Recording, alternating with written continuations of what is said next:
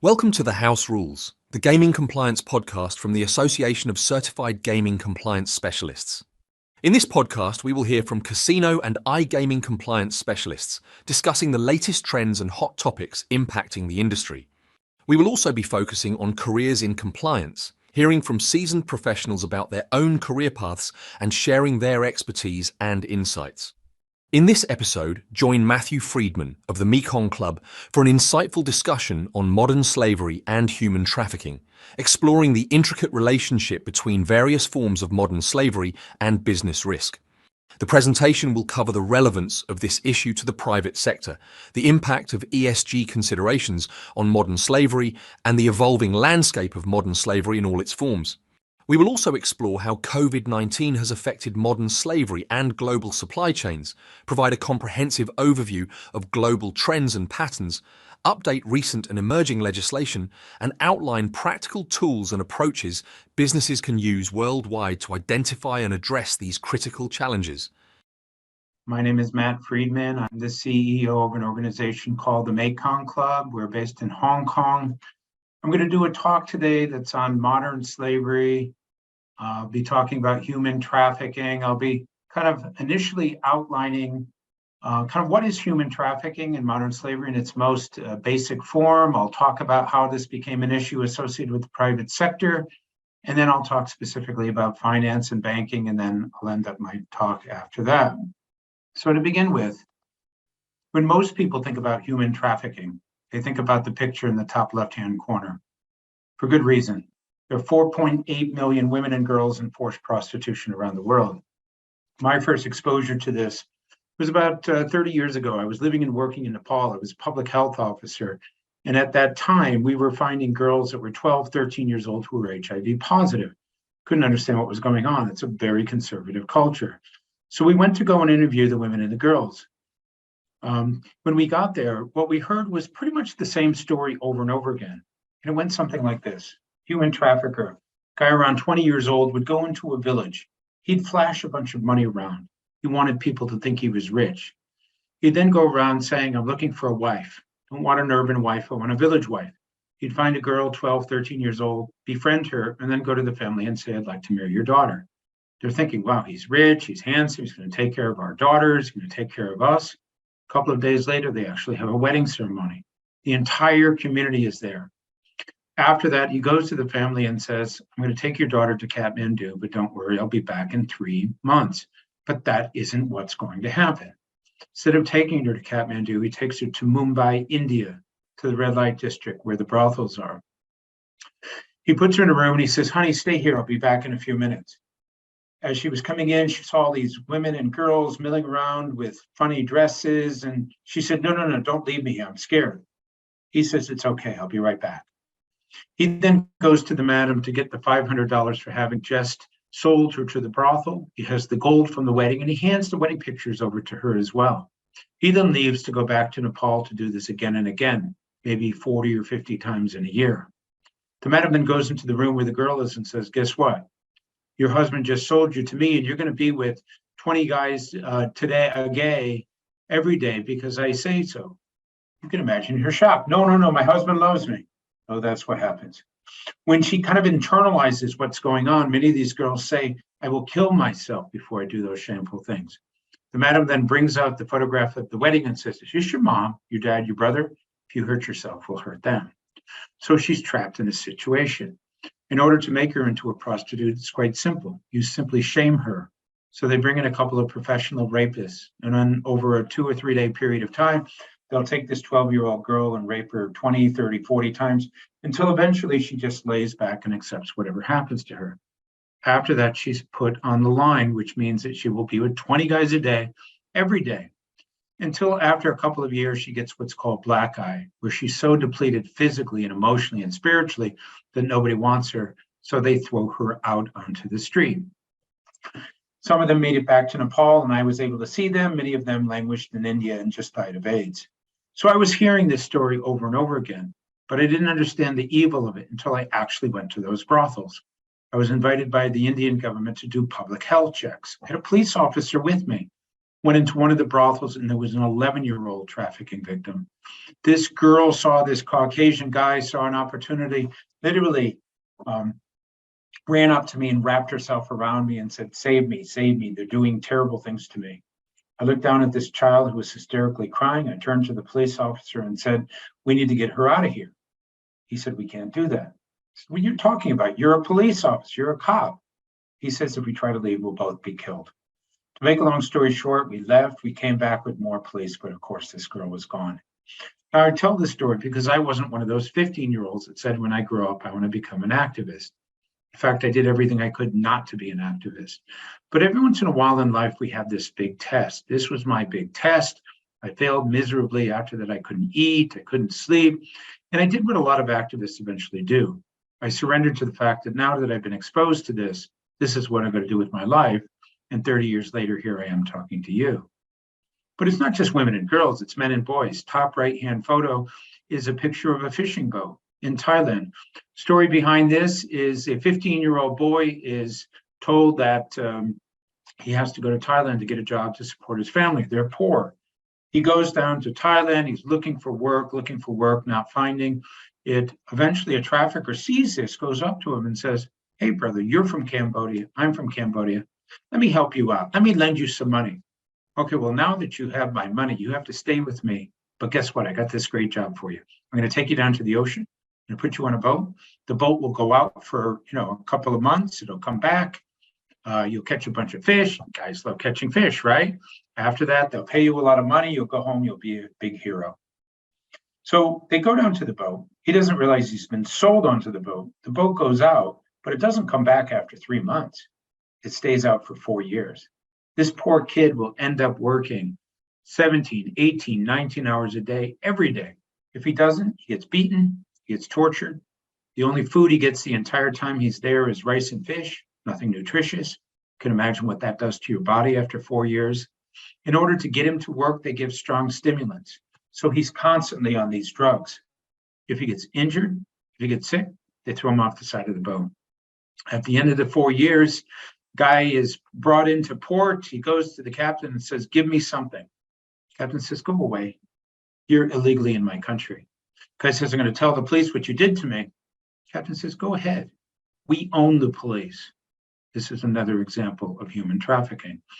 Bottom center photo is I lived and worked in Thailand. I worked for the United Nations for 6 years, and we were often associated with raids and rescues. Story behind this is a person from Myanmar, also known as Burma, because of the conflict, comes into Thailand and is looking for work. Hears that there's work in a place called Summit Sakan. There's 4,500 seafood packing companies there. Goes down there, knocks on the door of one of the factories. Factory owner comes out and says, what do you need? I'm looking for a job. Factory owner says, okay, I'll give you a job. I'll pay you the equivalent of $50 a month, but you have to stay in the factory. You can't leave.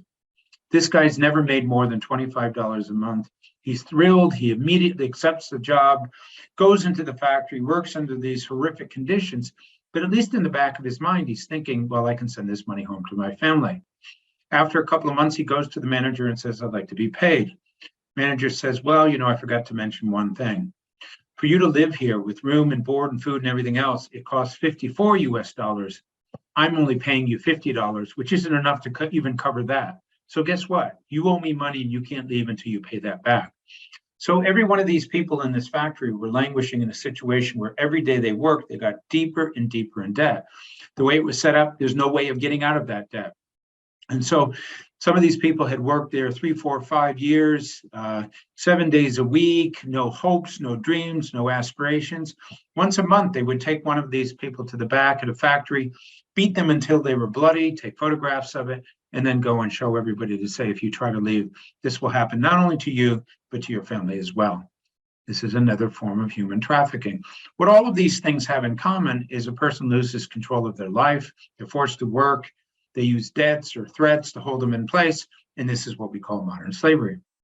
But there's a new form of modern slavery that we were just introduced to about 6 months ago. This is happening in Southeast Asia, where kind of educated people from Taiwan and Hong Kong and China and Vietnam and Australia, New Zealand, and United States are tricked and deceived into coming to Cambodia And when they get there, they're put in a van and driven to a compound, which is basically a scam compound. It's a multi-story building, maybe 10 stories high, with hundreds of these victims that are locked in place, locked in the facility, and forced to scam their fellow countrymen 14, 15, 16 hours a day, every day. If they don't, they get beaten, they get tortured, they get tasered. In some cases, they'll sell these individuals back to family members for 20, 30, 40,000 US dollars. And so this is the type of trafficking we had never seen before. Usually you get trafficked into a forced labor type situation. But in this particular case, the work is to scam other people out of their money.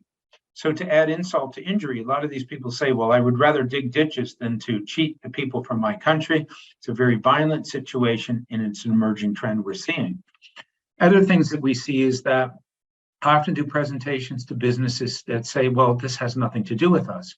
Not too long ago, I presented to a pharmaceutical company. And at the end, they said, well, we're a pharmaceutical company. We don't have an issue of human trafficking. So I asked them how they got their drugs from their warehouse in order to the individual stores. And they basically said, well, we don't know.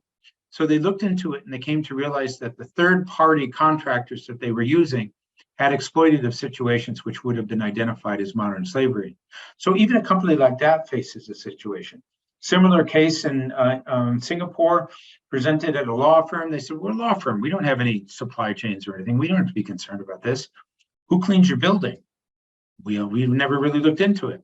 Look into it. They looked into it and they came to realize that there was an exploitative situation related to that. So the point is that if you shine a light on almost any kind of business, you can eventually find that there may be this type of exploitation. Now, when it comes to human trafficking and modern slavery, these terms are often used interchangeably, but they mean different things. So let me explain the difference between them. So 30 years ago, when we were trying to identify what to call this thing that we were seeing with these girls being sent off to different countries, we didn't have a name at that time. The ultimate name that they came up with was human trafficking, because trafficking equates movement of something to eventually be sold. So like drug trafficking, you take drugs from one country to another and you sell them, or you take arms and you take them from one place to another and sell them. In this particular case, it was human beings. So the movement, in order to be exploited, was considered to be relevant. But then over time, people said, well, wait a minute. Some of these cases have a person going from one country to another, or from one province within a country to another province, or from one side of a city to another. What difference does it make how a person got there? Shouldn't we focus on the exploitation? So when they look for terms that basically kind of identify the type of exploitation that we're talking about, where a person doesn't get paid and they can't leave and they're held in place and all these other things, the word slavery kept coming up. But because most people think of slavery as being something that happened a long time ago, they put the word modern next to it. So human trafficking is the process by which a person gets moved into the endpoint, which is modern slavery. Now, in the United States, they don't use modern slavery as terminology because there's no legal definition for this, but much of the rest of the world does. When it comes to the number of people who are in modern slavery, up until a week ago, it was 40 million. In fact, it was estimated there were more slaves today than any other time in history. Where I live and work in Asia, 62% of the people who are in modern slavery are in my backyard in Hong Kong, in that area. Why? Because there's a lot of Asians. China, 1.4 billion people. India, 1.27 billion people. Then you have Pakistan and Bangladesh and Sri Lanka, and all these countries have pretty large population sizes. In addition to that, the feudal systems that have existed in these locations for many, many years have never been completely dismantled. So you go to Beijing, very modern city, go 20 kilometers in any direction outside of that city, and you're going to find exploitative situations out there in the world that basically demonstrate the fact that modern slavery is still alive and well. When it comes to kind of the statistics, according to the Slavery Index, there's 17,000 Canadian people in Canada that are modern slaves. This includes victims of prostitution, agriculture, domestic work, et cetera, et cetera. I think the number is underestimated. I think it's much higher than that. In the United States, it's estimated somewhere between 400,000 and 700,000. So you're talking about a lot of people in a situation related to modern slavery. Post-COVID, we anticipate that the numbers are going to go way up. In fact, as I mentioned, a week ago, the number was 40 million. 3 days ago, there was a report that came out that estimated that the number is now 50 million. So at a given time, there's 50 million people in modern slavery around the world. Why did COVID affect this? Well, because of desperation. You have a situation where a person has worked in a garment factory. She was quite happy with her job. She was supporting 5, 6 other people. All of a sudden, COVID hits. The factory closes down. She's sent home. She basically has no income coming in. She uses her savings up pretty quickly. And before you know it, she's borrowing money. Eventually, she borrows enough money that the moneylender comes back and says, you got to pay this back. She has no income coming in. How is she going to pay it back? So the moneylender will say, well, I need a family member to go on a fishing boat, or I need a family member to go and work in a sweatshop or something else. And so these people are basically taken away. So we anticipate a significant increase, and we're already beginning to see this. The rate of exploitation and the number of people who enter at different timeframes, about 9.2 million people enter per year, about 25,200 per day. In the time it takes me to do this presentation, about 1,000 people who are new slave every 4 seconds. So if we count to 4, 1, 2, 3, 4, somewhere in the world, a person is entering into modern slavery, and the drum beats on and on and on. You can see what it is that we're up against. When it comes to the age distribution, about a quarter of the cases are children, the rest are adults. Most people think that human trafficking, modern slavery, is predominantly sex trafficking, but in reality, it's only about a quarter of those cases. The rest of the cases are forced labor cases. And this is where it comes back to us as human beings. 60% of the forced labor cases are associated with supply chains, where we get our electronics and our clothes and our shoes and our fish and everything else. So as consumers, we buy things, and a certain percentage of what we buy is tainted by modern slavery. We don't know when we're buying things that would be tainted by modern slavery, but statistically speaking, we on a regular basis would be doing so. Now, the reason why this is relevant is because it then ties the problem to us as consumers. Like in the global warming kind of world, for a long time, nobody took any responsibility for the fact that we were contributing to global warming. And then the Inconvenient Truth film came out, and a lot of publicity came out that said, as human beings, we use energy. We use our cars, we use lights, we use other things. So as a result of that, we are contributing to global warming, and so we have to be part of the solution. If we're buying things that are tainted by modern slavery, you have to make the same argument, that we as human beings have to be part of the solution. I'll come back to that point in a few minutes. Okay, so who needs to be addressing this issue? Well, because it's an illegal activity, it should be governments. But if governments really hate this topic, whether you're the government of Hong Kong or Thailand or Vietnam or Singapore, many of these countries are embarrassed that they have slaves in their country. It's a very complicated situation to get rid of them and to address them. So things are done, but not usually enough to really make significant difference. I worked for the United Nations for 6 years. I'll put my hand on my heart when I say this. I believe in the United Nations system, but I spent a lot of time in 5-star hotels eating really good food, talking about poverty and human trafficking. There was a real disconnect between what we were doing and where we needed to be, which is in the front lines. So the groups that are doing most of the work related to addressing this issue is the NGO world. And they're the ones that do the raids and the rescues and the prevention work and the legal work, and they help the victims afterwards, and so on and so on. So this is where much of the action is done. But again, if we go back to the statistics, out of 40 million people, 75% in forced labor and 60% associated with supply chains, there's another group that needs to be involved, the private sector. But if you think governments hate this topic, the private sector loathes it. And the reason for that is because they're often on the receiving end of somebody wagging a finger and saying, you guys are so greedy that you would willingly use slaves for shareholder profits. Now, in reality, big branded companies would never do that. Exploitation is a huge reputational risk for them, but most consumers believe that to be the case. And I know this because I get in front of a lot of audiences, and that's what I hear. Okay, so what I'm going to do now is I'm going to show you the report card for the number of people who were helped out of modern slavery last year. 40 million, we use that number, 40 million people. This is with all the government, NGO, and United Nations people combined working together. Then I'm going to show you, out of 500,000 greed incentivized criminals, how many of them were put in jail. So in your mind, think about what a good number would be, and here are the results. Last year, the world helped 108,000 people out of modern slavery, out of 40 million. If you do the math, it's 0.2% of the victims, not even a percentage point. Out of the 500,000 criminals, about 9,000 of them, usually low-level people, went to jail, 0.8%. Now, when you look at this, you might ask the question, does the counter-trafficking world not care? Are we lazy? We're not doing our job? That's not the issue. Anyone who works on this topic desperately wants to do something to help address the issue of modern slavery. The issue is this. The profits generated from modern slavery are estimated to be 150 billion US dollars a year, second only to drug trafficking, which is $300 billion, second largest transnational crime. The amount of money available to address this is about $350 million, or 0.23% of the profits.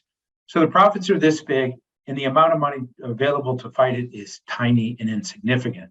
To put this into perspective, in the United States, we eat a lot of potato chips, $6 billion worth of potato chips a year. It takes 21 days of potato chip eating to come up with the equivalent amount of money that's available to address modern slavery. You can see what it is that we're up against. Another thing is the number of people who does this work full-time like me is about 20,000 people against the 500,000 greed incentivized criminals. We have to follow rules and regulations and rule of law. We have to get approvals from our donors. Everything has to be done strategically. If you're a criminal, you just mutate or change or evolve or kill somebody, and basically you can get away from whatever it is that somebody's coming after you. So there's a real unfair advantage in terms of the size of the population of criminals versus the responders and what they're able to do to basically stay ahead of the game. And lastly, awareness. Usually when I'm in front of a group of people and I can see them, I would ask the question, how many of you in this group knew 20% of what I was talking about today before I said it? And often I don't get any hands at all, or maybe one or two hands, because most people don't know about this particular topic. Now, the problem with that is that if you don't know about a topic, you're not going to care. If you don't care, you're not going to do anything to address it. So helping to raise awareness is an extremely important part of this overall process. Okay, so what I'm going to do now is I'm going to switch over to the private sector and ask the basic question, how is it the business world all of a sudden found their way into this? 15 years ago, the banks and the manufacturers and the hospitality sector had nothing to do with human trafficking. How did it all of a sudden become an issue that's on their plate? And a lot of this came down to that number of 0.2%. When the regulators and the governments came to realize that the collective actions of the NGOs, the United Nations, and the governments wasn't even 1%, and they knew that supply chains were involved, they said, okay, well, we need to bring the private sector into this. And so a number of things were put in place, usually business risks or things that motivated businesses through something potentially negative were introduced, and I'll go through them very quickly. The first one is expanding legislation. And so prior to 2012, you had a situation where the businesses and the United Nations and the governments would periodically come together to talk about human rights and human trafficking and so forth. The outcome of these meetings often resulted in the suggestion that a paper get written or a convention be developed and so forth. And so these things happened, and they are available, but they're not binding, they're voluntary.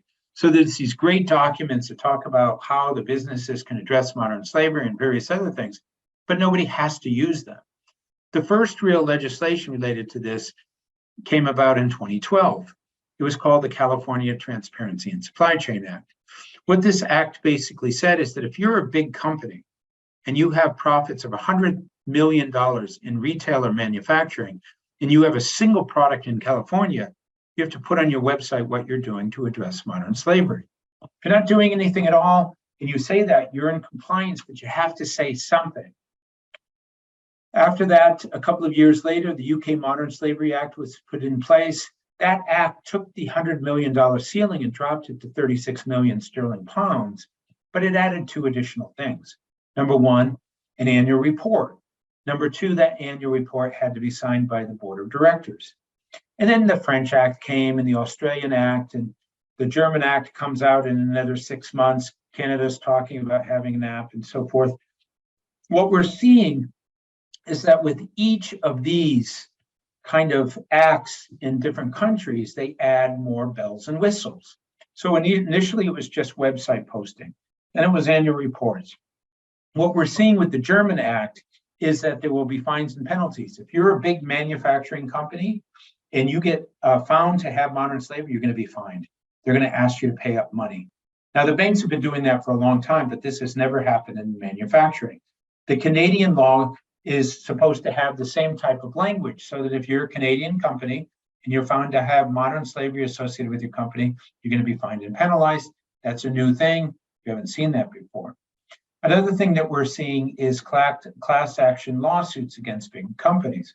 So let's say that you're a big retailer and you go to Thailand and you buy a lot of shellfish and prawns and various other things. What the plaintiffs are saying is that by you buying those products, you're contributing to modern slavery. You have to use your influence in order to stop this from happening. And so since a lot of these kind of retailers don't have much influence in supply chains related to fishing industry, there's nothing that they can really do. In fact, in one case, the plaintiffs wanted there to be on the label of the tuna fish a warning that said this product could be tainted by modern slavery. Imagine if you went into your supermarket and picked up a can of tuna fish and you saw that written on there. You're not going to buy that product. And so this has the potential to have reputational risk for these companies. Chocolate industry often gets sued because the cocoa beans come from places in Africa that are not very accessible. But at the same time, there's a lot of exploitation associated with that. So these lawsuits can really embarrass a company, and they can result in the company not getting the revenues that they would have gotten ordinarily because people don't want to buy companies that are in that situation. We're seeing media coverage related to this double almost every year for the past 5 years.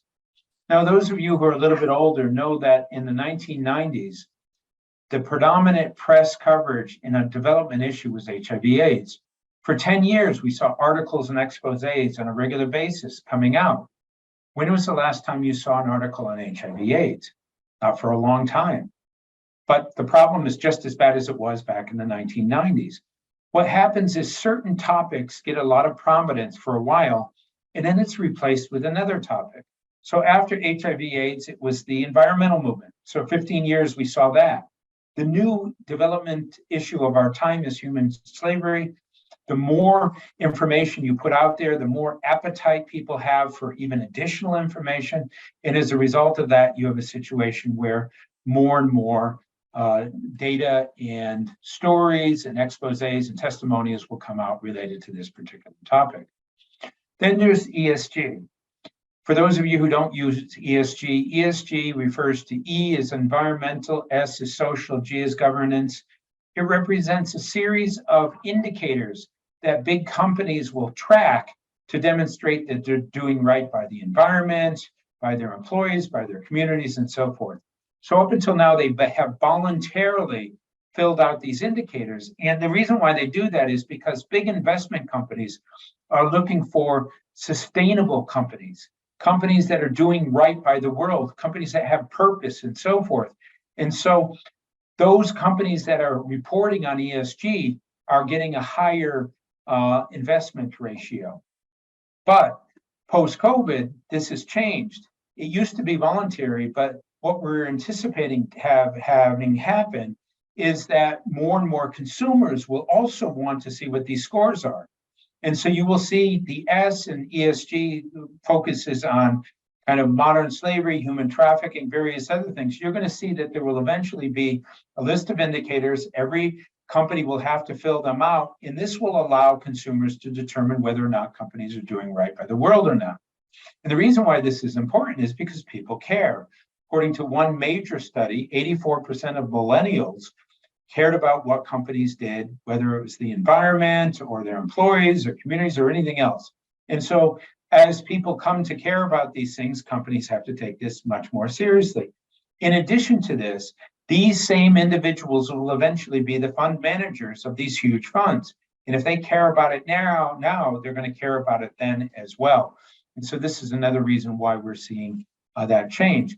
Just to give you a sense of what happens if a newspaper article kind of goes out that embarrasses a company, can have a devastating impact on their business, up to a loss of an average of $69 million for every kind of scandal that comes out related to a particular company that had a factory that was identified to have modern slavery and so forth. So this is a real problem for manufacturers, and they have to be really concerned about this. So what I'm going to do now is talk a little bit about manufacturers to just put this into perspective. And I'm going to start off by looking at like a manufacturer of, let's say, a running shoe. So if you are a manufacturer of a running shoe, you would have a supply chain that would have different tiers. There's traditionally around 3 tiers. Tier 1 is where the actual shoe is assembled, where all the component parts are there and you just put it together. Tier 2 is where the rivets are and the shoelaces and the zippers and the sole of the shoe and the textiles. Tier 3 is where the raw material is. This is where the metal comes from, the cotton, the wool, the rubber, various other things. So most companies that are major companies have been auditing Tier 1 for about 30 years, but none of them have looked at Tier 2 or 3 because it was never asked of them. But with this new emerging legislation, it says you have to understand your entire supply chain from top to bottom. So this poses a problem for big companies. Let's say that you're a big shoe wear company and you were auditing 2,000 Tier 1 factories a year. All of a sudden you have to do Tier 2 and 3. That means you might have to do 10,000 audits. Who's going to pay for that? Is that cost going to be kind of charged on the shoe? It's a real problem. And so what we're beginning to see is that companies are coming together and saying, okay, we're both using the same zipper company. Rather than us both auditing it, you do zippers, we'll do rivets, somebody else does shoelaces. And so this rationalization process is taking place to allow for there to be more efficiency. And we'll see more and more of that over time. But what auditors are looking for are certain indicators of exploitation: abuse of vulnerability, deception, restriction of movement, isolation, physical and sexual violence, et cetera, et cetera. These are the types of things that they look at. So what I'm going to do is I'm just going to talk about a couple of these. So I'm going to use Nepal and Malaysia as an example. So in Nepal, you have this guy, he lives and works in a village. He makes the equivalent of around $50 a month.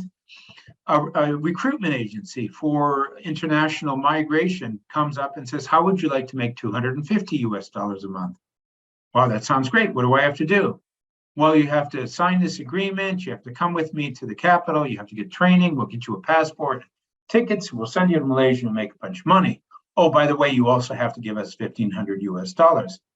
Guy says, I'm poor. I don't have $1,500. Don't worry about it. Sign this agreement. We'll get you the money. You can pay it back very, very quickly. What this guy doesn't understand is how interest compounds very quickly, and there's extra fees and everything else. And by the time he gets to Kathmandu, $1,500 is $3,000, and that keeps growing. And so by the time he gets to Malaysia to work, he's working literally for 2, 3, 4 years just to pay back the interest and the capital on this loan that he took. And that's called debt bondage. And the reason why it's an indicator of modern slavery is because the factory can hold him in place by saying you can't leave because you owe money. And so because you owe money, until you pay that money back, you're there. So that's why it's an indicator of modern slavery. A second thing is, let's say the person is in Nepal and somebody reads him the contract, or he reads the contract himself and he signs it because he knows what it says. But when he gets off the plane in Malaysia, they give him another contract, but it's in a foreign language. He doesn't know what it says. Guy says, I can't sign it. I know what I'm signing. They say, you better sign it or we're going to send you back. You're going to lose everything. Don't worry. It doesn't say anything bad. He signs it, but in that document, it basically cheated him. They add room and board and fees and penalties and everything else into that document. So he's not really making $250. Maybe it's $120. And again, all that money is going to paying for the debt he has. The third thing would be an example of when he arrives there, they immediately take his passport. They say they're using it for, work permits and so forth, but they hold on to it. So let's say that he works for a year and he really doesn't like the work and he wants to go home. He says, please give me my passport. I'm leaving. They say, well, we're not going to give it back. You agreed to be here for 3 years. Well, I'll go to the police then and tell them Go ahead. A migrant in our country goes to the police, doesn't have his documents, you're going to go to jail. You'll end up spending 6 months or a year there. They'll send you back. You have all this debt. Your life's going to be a lot worse. You better just stay here and work. So you can see how they use that to leverage a person, holding them in place. And so what they're doing is basically training everybody from the C-suite all the way down to the lowest level of a brand, but also training the factories and the sub-factories and the sub-sub-factories, but in the local languages, so that employees know what their rights are, so that they understand that like this should not happen to them if they're in this factory situation. Another thing that we're seeing is a zero tolerance for debt. So let's say you're that running shoe. If you want to go to a factory, you go to that factory and say, is there anyone in that factory who has indebtedness? If they do, we won't work with you. Or if you want to work with us, you have to pay that debt before we basically work with you. So this policy of responsible recruitment is basically put in place to demonstrate that the big companies have nothing to do with any kind of indebtedness. Another thing would be apps that are developed. These apps allow for grievance mechanisms to be reported anonymously to like NGOs that track this type of information. And as a result of that, then they can determine whether there's a problem in the factory. The point I'm making is that a lot of manufacturers are really stepping up their game, changing things and getting much more involved in ensuring that there's no exploitation in their business. So let's now switch over to the banks. Why would the banks care about something like this? Well, basically, it comes down to this number again, $150 billion generated from modern slavery. If any of that money gets into a legitimate bank, it's money laundering. And who basically is fined and penalized? The bank does. There was one bank in Australia that was fined 1.3 billion Australian dollars because they allowed online sexual exploitation of children to take place through transactions associated with the banks. And as a result of that, the regulators fined them this amount of money. That's a tremendous amount of money. When it comes to why banks have to be concerned about this, the fines and the penalties that I mentioned, reputational risk, if your name is associated with human trafficking, that has a devastating impact on your business. Obviously, this is going to hurt you. Naming and shaming could take place. And so, that particular bank that I was talking about, they had a number of their senior staff resigned as a result of this. The bank's name was tarnished. It took them 100 years to get that reputation, and then in one sweep, it's all gone. So this is a big deal, and a lot of banks are kind of stepping up and doing things in order to address these problems. So there's 4 kind of areas that we're seeing in Asia that are what companies do. The first is to develop typologies. A typology is when you take the victim and the perpetrator and you look at the relationship they have over time and space to determine the various actions that take place along that journey from a person not being a trafficking victim to being a trafficking victim, and again, getting into that world. At the same time, they look at possible transactions that could happen at each step of the way to see if those transactions could be anything associated with human trafficking. A second thing that's being done is a forensic accounting, and it's exactly as it sounds, where you use accounting to determine whether there may be nefarious bad things that are taking place that you want to kind of regulate and check that could be associated with modern slavery. Another thing would be looking at big data, the data that a bank has in terms of its transactions, analyzing it, studying it, determine whether or not there are patterns that could be associated with human trafficking. We're seeing that non-government organizations, charitable groups like mine, are actually working closely with the banks. In the past, that would be something that wouldn't happen because basically the banks and the NGOs look at the world much differently. And a lot of NGOs often name and shame banks. They wag their finger at the banks and say, you guys are bad. And so there isn't trust there. But there are organizations like mine that actually they have trust because we've developed that over time. We're seeing relationships between law enforcement and banks for the first time. Now, there are all kinds of privacy issues that prevent banks from getting into specifics of clients, but they can talk about things in an anonymized way. And so the banks can teach law enforcement what types of transactions should they try, or financial relationships that the criminals have what kind of patterns do you find when you interview them? And then the law enforcement can basically sensitize the banks to how this is how human trafficking takes place. And then World Check and World Compliance are negative news inventories. What they do is they have millions of cases of publicly available information that is documented. So that if a person walks into a bank and wants to get a bank account, their name will be compared to this database. And if it comes up, they're not going to get a bank account. Same with a business. So I'll go into these in a little bit more detail. This is a typology. This would be for sex trafficking. You can see that there are certain steps along the way with cars and buses and various other things. And then down below, you see the transactions. And a certain number of these transactions have red flags next to them, which means that there's something about that transaction that if you put it with other transactions, could be perceived as being a problem for the particular the situation that you're dealing with here. So these typologies are used basically to help law enforcement, help banks, help organizations that are interested in protecting their business to protect their business. These are two reports that we did related to typologies. In here, you'd see probably a couple dozen typologies, but also the transactions that are red flags as well. Once you have that information, then you use forensic accounting. So as an example, in the East Coast of the United States, there was a Vietnamese nail salon. And this particular salon had hours from 9 o'clock in the morning till 9 o'clock at night. But an accountant found that there are transactions taking place at 2, 3, 4 o'clock in the morning, all around $200. When they looked into it, they found that there was a sex trafficking ring being run in the same business. So the kind of red flag indicators that were used in this particular case were transactions after hours around $200 with a certain type of business. If you take that information and run it against big data, you might be able to find similar patterns. Another thing that these typologies do is identify not only transactions, but even within a bank, you can see things. So for example, I did some training in Bangladesh, and what we saw there was that the bankers would see that a recruitment person would come in with 10, 15 different people, take all their documentation, go over to the desk and try to register everybody in. He wouldn't let any of the bank people talk to the migrants that were there.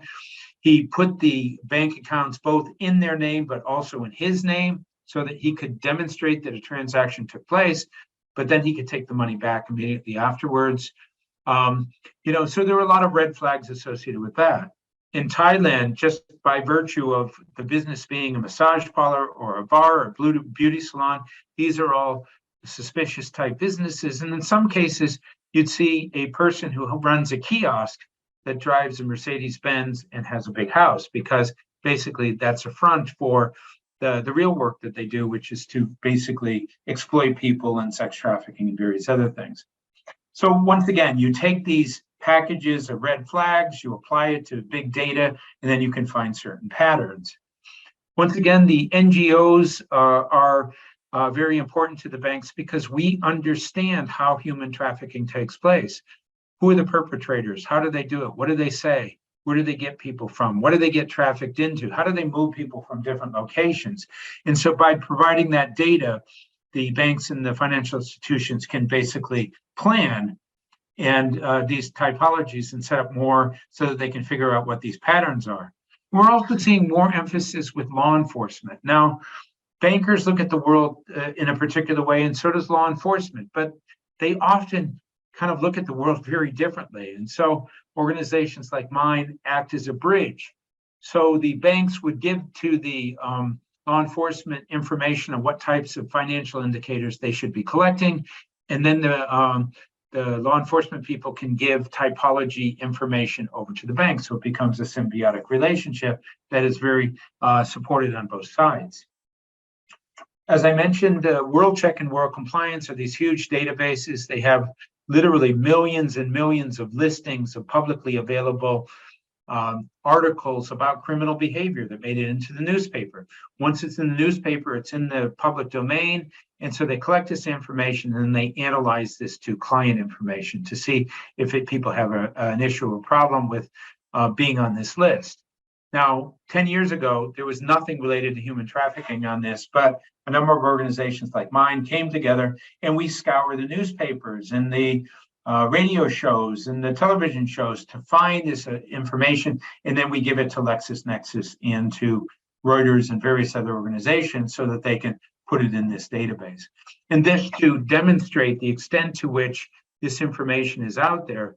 This is kind of a heat map that demonstrates where you will find criminal behavior activity that would be in these databases. It's all over the map here.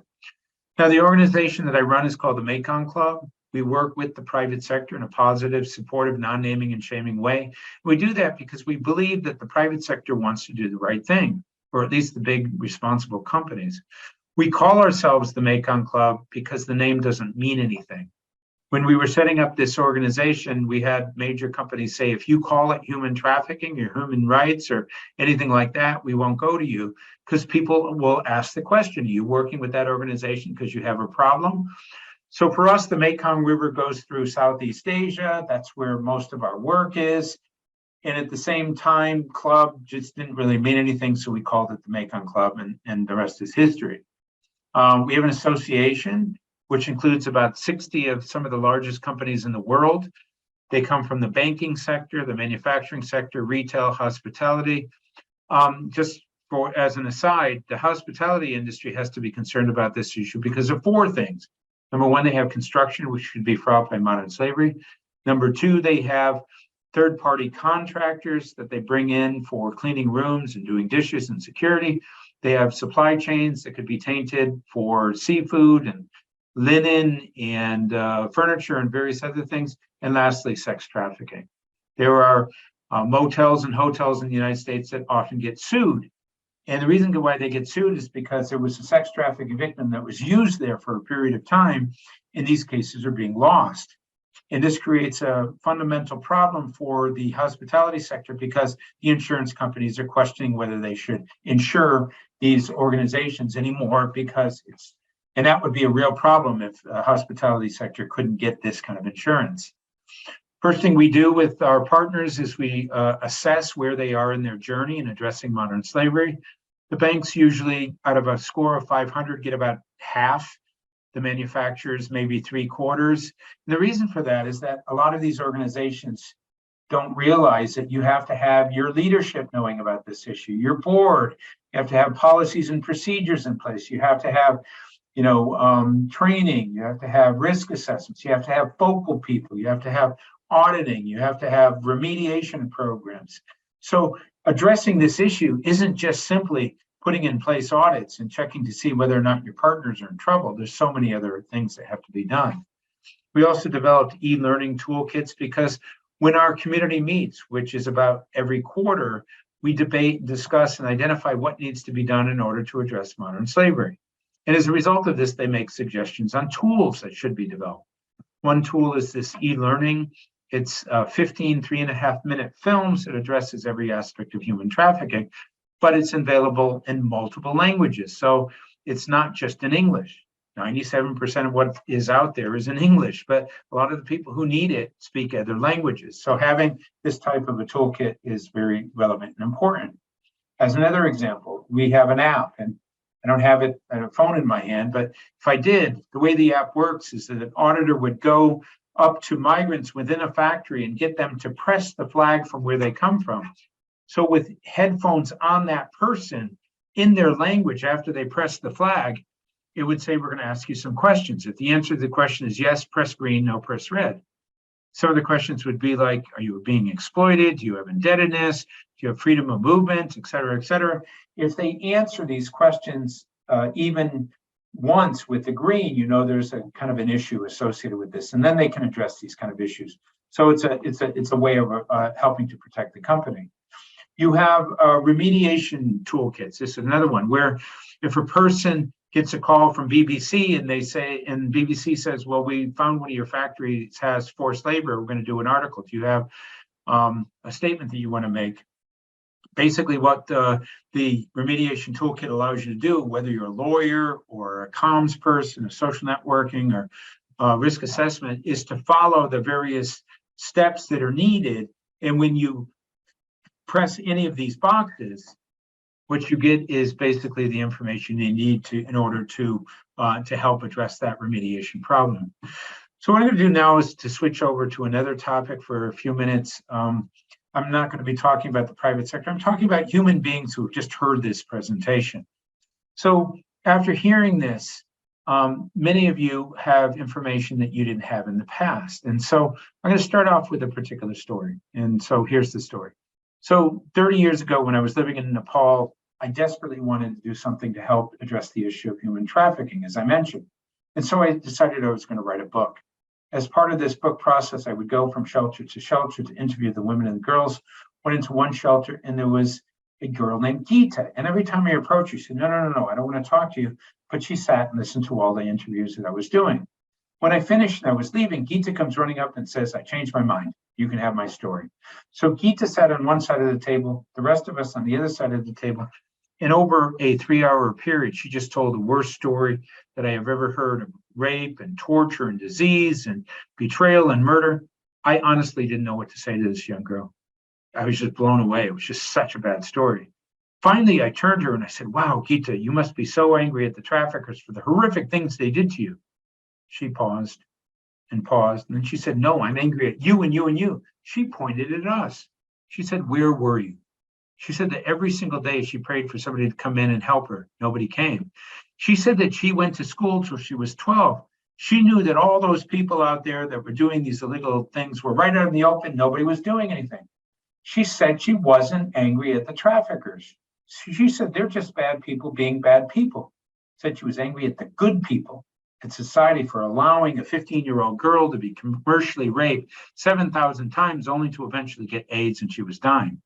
Now, I told this story because Gita pretty much called us all out. She understood that the 20,000 people like me was insufficient to really make a dent in addressing modern slavery. She realized that the world needs to care for this to go away.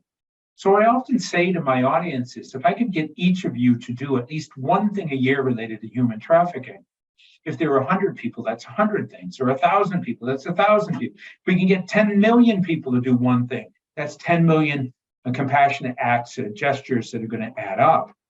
And so people often say, well, what is it that I can do? Well, one thing you can do is learn about this issue. Well, guess what? You just listened to this. You've done your one thing. How easy was that? But if you go tell 2 or 3 other people, you've done another thing and another thing. If you post an article on LinkedIn, you've done another thing. All of these things pretty much add up. You can report if you see something. Here, I'm doing a 53-day kind of presentation tour across Canada, the United States. I'm on day 17. I've had 6 people come up to me and say, you know, I was at that airport, or I was at that bus station, and I saw something. It didn't seem right, but I didn't do anything about it. I wish I had. If you see something, report it. There are hotlines related to this, or 911, or whatever it is that you have in your jurisdiction. You can be a responsible consumer before you go online. Determine whether or not a company has a policy. You can just go and look at their website. If they do, congratulate them. If they don't, say to them, listen, I like your product, but I would feel better if you had this on your website. It can be done in a very respectful way. You can volunteer. My youngest volunteer was 9 years old. This girl saw me in a documentary. She approached me and said, I saw you in this documentary. It's terrible what human trafficking is. What can I do to help? I said, you're 9 years old. She said, so what? I said, you're 9 years old. She said, 9-year-olds are the new 16-year-olds. Give me a chance. So I said, what can you do? She said she could find anything on the internet. So I gave her a task that I had given to 2 of my Yale second-year law students that they couldn't find it. And within 2 days, she did. She came back and said, what else do you need me to do? Because that was her God-given gift. That's what she was good at. She knew how to basically find things. So whether you're a public speaker or, you know, a poet, or you do dance or sell t-shirts, I don't care. Use your God-given gift, you know, the thing that you feel like you're good at, apply it to volunteerism. It really makes a difference. About 70% of our volunteers are professionals like you who want to give something back. And so we just work with them because everyone has skills to offer.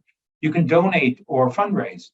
A lot of the organizations like mine, post-COVID, you know, our funding has significantly dropped at a time when human trafficking is going up.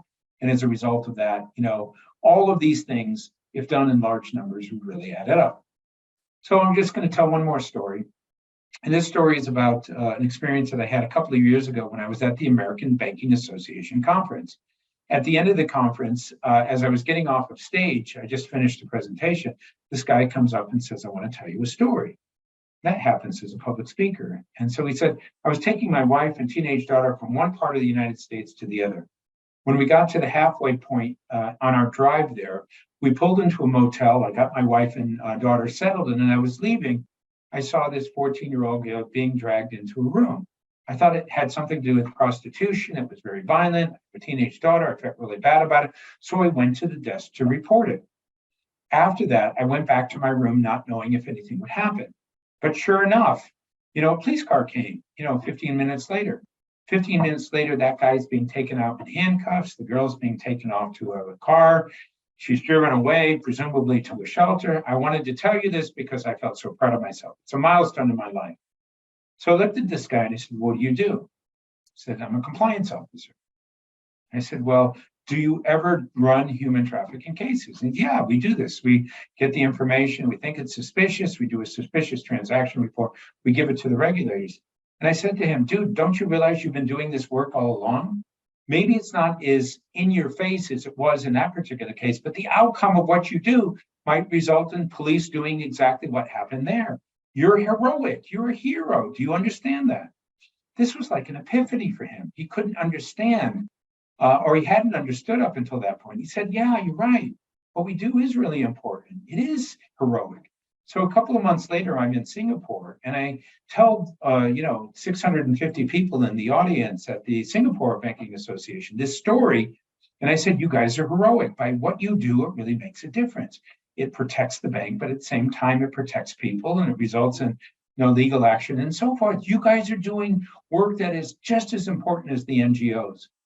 And I must have had about 30 people come up to me afterwards and say, nobody ever says that to us, but you're right. What we do is heroic. It is helpful. It is making the world a better place. The same thing I say for the manufacturing companies that have auditors that go in. You look at factories, 30 years ago in China versus now, they're so much better because the private sector goes back every year and audits and improves and audits and improves. They are heroic. The point I'm making is oftentimes the private sector is ignored. They are considered to be the problem when in fact, in many ways, they can be the solution. With that, these are two books that we sell in order to raise money for the causes that I talked about. The Be the Hero book basically talks about volunteerism and how to step up and get involved in things. The Where Were You book basically is a textbook on addressing modern slavery. They're available on Amazon. And by reading this, you're not only getting the information you need, but you're also contributing to a cause. With that, thank you very much. I'm done. And if you have any questions, I'm happy to answer them for you.